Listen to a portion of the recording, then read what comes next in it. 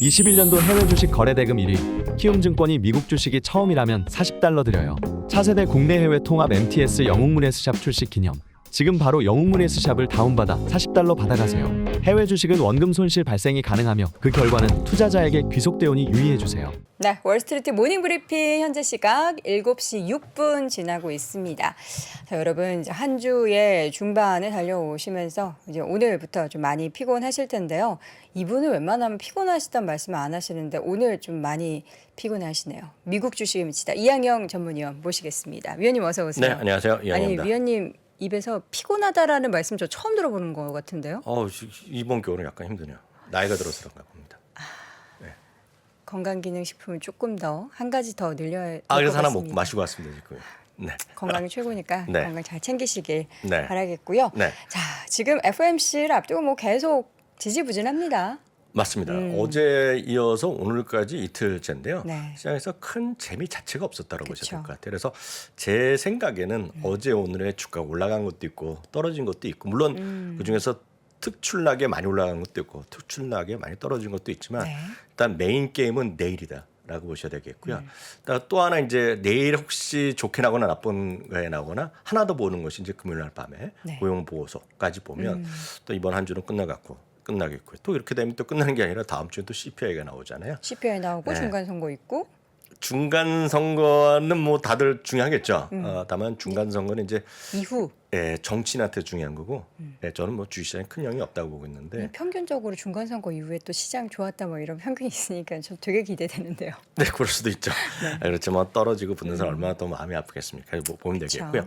여하튼 3대 지수가 이틀째 하락했다라고 네. 보셔야 되겠고요. 10년물 금리나 미국 달러의 모습도 어제 오늘 거의 판박입니다. 큰 움직임이 없었고 보합 정도. 어저께도 보합이라고 말씀드렸는데요. 오늘도 보합 수준에 딱 움직여 있다라고 보셔야 되겠고 이것들이 FOMC 발표 결정문도 중요하겠지만 그 다음에 모두 발언 그리고 질의응답 시간에 한마디 할 때마다 이게 많이 움직일 것 같아요. 네. 금리 당연히 그리고 미국 달러의 움직임이 많이 좀 변동성이 커질 수 있다라고 네. 보셔야 되겠고요. 움츠렸던 것은 항상 튀기 마련이거든요. 위거나 아래거나 틀 수 있는 좀 변동성이 이번 주에 다시 한번 올 것 같다. 수목금해가 미국 시간으로 보면 수목이죠. 우리 시간으로 보면 내일 모레 해갖고 좀 변동성이 커질 수 있다는데 좀 유의를 일단 하셔야 되겠고요. 앞서 다 얘기가 나오죠. 그러겠죠. 오늘 가장 큰 것들은 두 개의 주식이 있죠. 아마존 1조 달러 클럽이 이탈하면서 5.5% 떨어지고요. 2020년 4월이 처음으로 이제 떨어졌습니다. 지금요. 네. 그 주가 많이 안 좋죠. 또 하나가 이제 보면 그런 알파벳도 마찬가지인데요. 네. 아마존부터 보면 연초 대비 지금 40% 하락을 했습니다. S&P 500이 20% 정도 떨어졌거든요. 그러니까 두 배가 떨어졌죠. 마이크로소프트가 30% 떨어졌습니다. 네. 그러니까 마이크로소프트가 50% 떨어졌어요. 더 떨어졌거든요. 그것은 그만큼 이 회사들이 다 좋은 회사고 돈을 잘 버는 회사잖아요. 그렇지만 전체적으로 이것들 그리고 다음에 보였던 알파벳도 2021년 1월 최저가입니다. 그러니까 그런 것들이 전반적으로 재미없다는 거죠. 그것은 무슨 얘기냐면 제가 한번 다음에 기회 되면 다시 한번 말씀드리겠습니다. 제가 한 달 전에 한번 그 월가의 시각 전해드리면서 모건 스탠리 웰스 매니지먼트의 여성 그 CIO 얘기를 한번 전해드린 적이 있습니다. 그래서 그분의 메인 의견 중에 하나는 이거였어요. 과거 14년이란 게 다시 한번 확인드리지만 리먼 사태 이후에 큰 도도한 흐름과 앞으로의 10년은 많이 다를 수 있다는 얘기를 했습니다. 기억 잘 안 나시죠? 매일매일 보시니까요. 그 14년 동안은 다들 아실 것 같습니다. 빅테크. 네, 빅테크가 올랐고 S&P가 20몇 %씩 올라왔어요. 많이 올라왔거든요. S&P는 그 14년 동안에 보면 리먼 사태 바닥에서 보면 3년마다 더블이 난 거랑 마찬가지입니다. 20% 이상 올라갔기 때문에 그때는 성장주가 가치주를 압도했어요. 네. 그런데 역사적으로 120년의 다우지수, 90년의 S&P의 역사를 보면 가치주가 더 이겼습니다. 역사적으로 보면. 다만 최근에 14년이 압도적으로 성장주가 이긴 거죠. 근데 이제 그 기본에는 저금리라는 게 있었던 겁니다. 초저금리가 이어져 왔다는 것이 가장 기본의 밑바탕인데 많은 분들이 아마 이 방송을 보시는 분이 미국 주식을 하건 안 하건 공감하실 거가 있습니다. 대부분 아마 90% 이상은 그 어떤 그 상황에 대해서 공감하실 거가 뭐냐면 과거 14년 대비 앞으로 10년은 금리 수준이 좀 비쌀 것 같습니다. 금리가 수준이 지금 초저금리 뭐 1%그 이내 왔다 갔다 하다가 뭐 제로금리까지 갔었죠. 미국이나 우리나라 일부 나라를 제외하고는 대부분 나라 마이너스 금리까지 갔단 네. 말이죠. 그래서 이런 초저금리가 끝나고 앞으로 10년은 과거 14년보다 높을 거라는 얘기죠. 그러면 크게 봐서는 일단 성장주의 시대보다는 가치주가 좀 늘어날 수 있다는 것이 그 CIO의 대표적인 시각입니다. 그렇게 되면 기본적으로 보면 어떤 현금에 대한 중요성이 상대적으로 커질 수 있고 현금의 그분이 말하는 현금이라는 건 디비던드입니다. 배당 같은 것들에 대한 관심이 높아질 수 있다는 거거든요. 최근에 보면 또 하나 이론적으로 말씀드리면 이해가 안 되는 부분들이 있으실 겁니다. 뭐냐면 교과서적으로 보더라도 이렇게 금리가 올라가는 시기에 보면 배당주가 재미가 없어요. 그럴 거 아닙니까? 금리가 아무리 올라가면 어느 정도 딱 그 한계점이 지나고 나면 뭐하러 주식을 배당주를 합니까? 그래서 배당을 3% 준다고 하더라도요. 네. 금리가 2.5%라 그러면 더 안정적으로 갈 수 있죠. 그렇죠. 물론 주식이 계속 올라가면 되는데 주식이 지금같이 흔들거렸으면 주식이 떨어질 수 있다는 그런 것 때문에 일정 수준 어느 정도까지는 같이 올라가지만 금리가 한계점을 넘어가면 배당주도 약해지고 오히려 떨어집니다. 그게 어떤 게 있었냐면 9월 달, 10월 달에요. 리츠가 엄청 떨어졌습니다.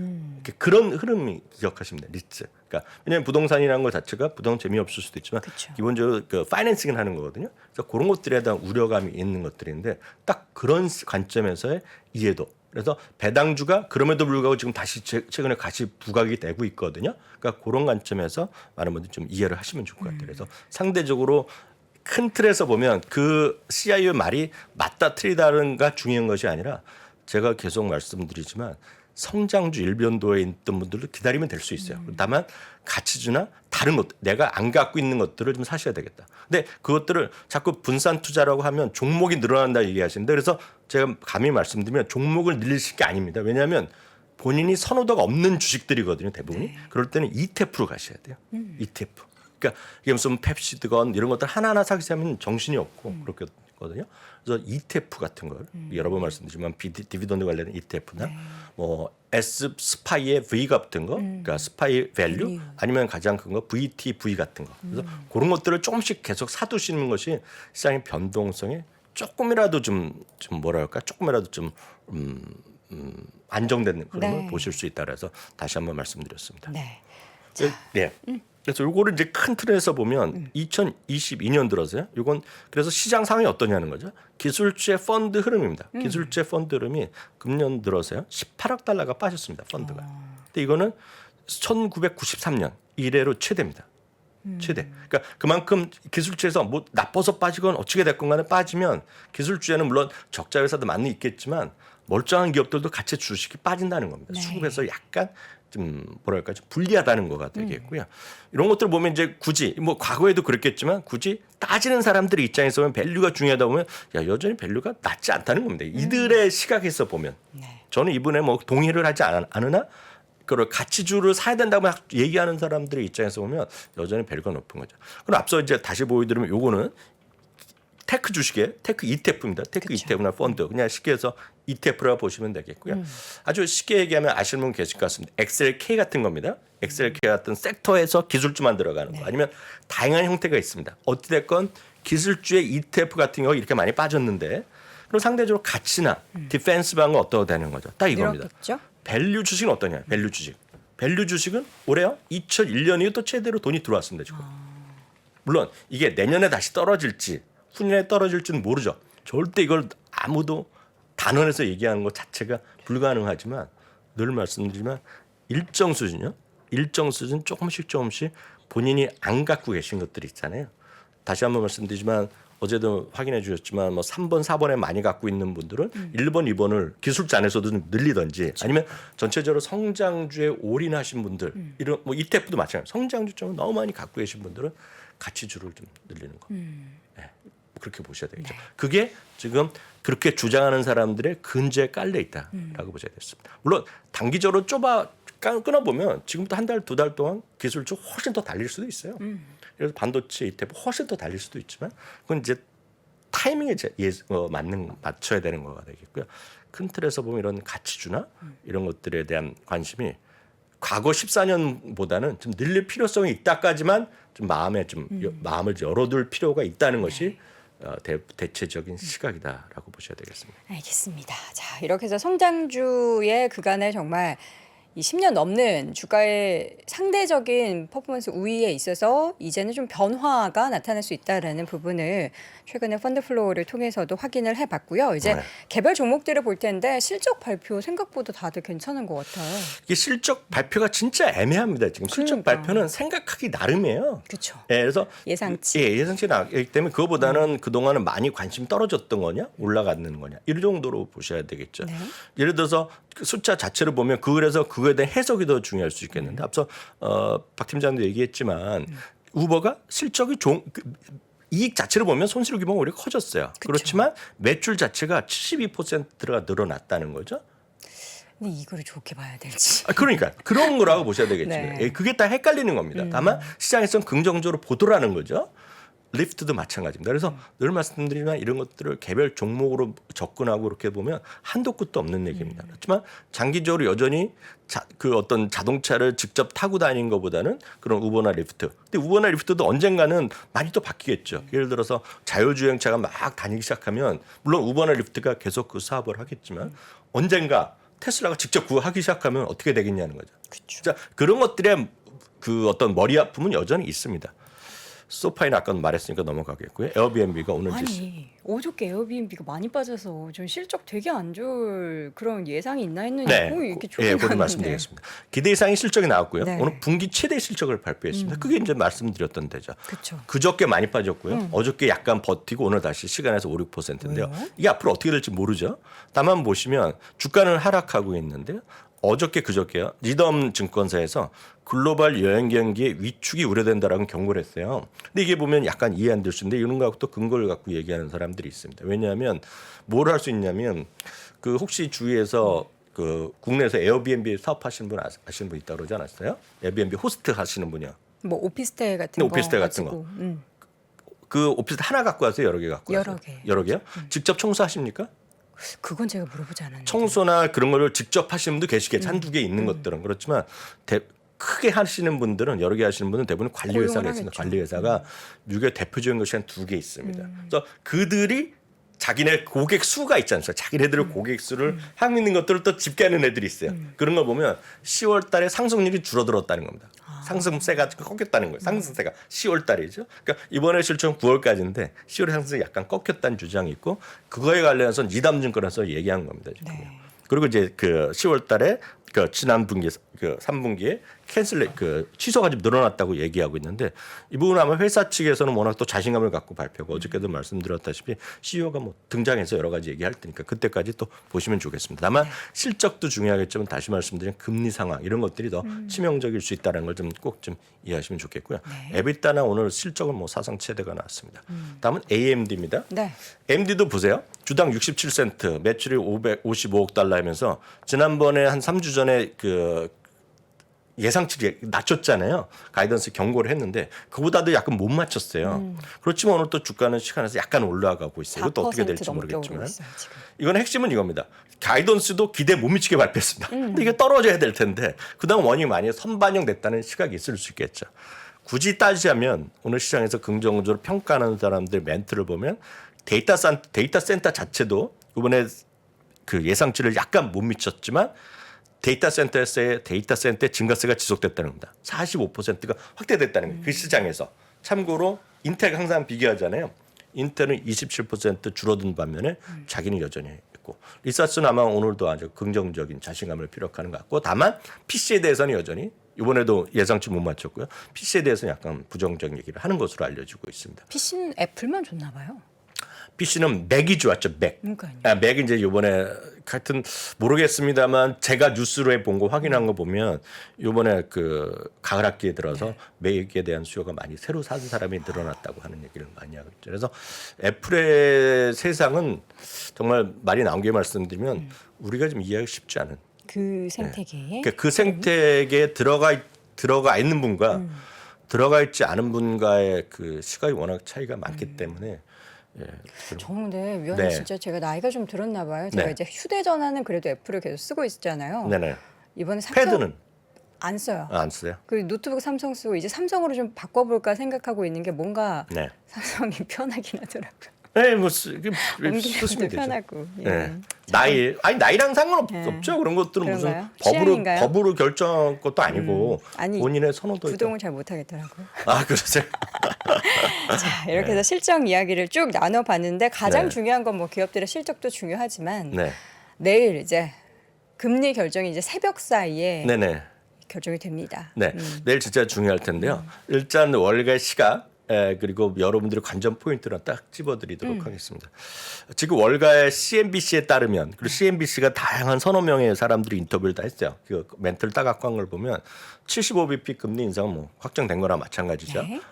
금리 인상 속도의 조절을 에 대한 시사할 것으로 기대한다는 게 제 제목입니다. 제목. 그러니까 이 정도가 이제 대체적인 뭔가 좀 슬로우 다운하지 않겠느냐. 그래서 결국은 50pp를 12월 달에 가지 않겠느냐. 그 정도라고 보셔야 되겠고요. 아까 마르코 콜라노비치도 얘기하는 거가 그분은 이제 이번에 금리가 1월이 마지막으로 얘기하고 있는 거고 네. 어저께 문 의원은 어저께 3월이라고 얘기하는 건데 뭐 다들 다양한 시각이 있는 거죠. 월가가 기대하는 멘트가 있고 두려워하는 멘트가 있습니다. 딱 보시면 직접적으로 뭐 다음 달에 50pp만 올릴 거예요. 얘기는 안 할 거 아닙니까 지금요 그분이. 그러면 최소한의 기대는 고용 시장의 둔화에 대한 언급을 좀 한다라는 거죠. 만약 한다. 근데 오늘 보면 오늘도 일자리가 많이 늘어났잖아요. 신규 일자리가. 그러니까 이게 쉽지 않습니다. 그렇지만 고용 시장의 얘기를 많이 하면 긍정적이지 않을까라고 보고 있고요. 예를 들어서 블랙락 같은 경우에 리글라이더는 여기다가 고용처뿐만 아니라 심지어는 블랙락은 상당히 부정적으로 지금 보고 있습니다. 아직 멀었다고 얘기하고 있는데 한쪽에서는 고용시장을 얘기하고 또 하나 그 사람이 얘기하는 거는 주택시장에 대한 언급이 길어진다.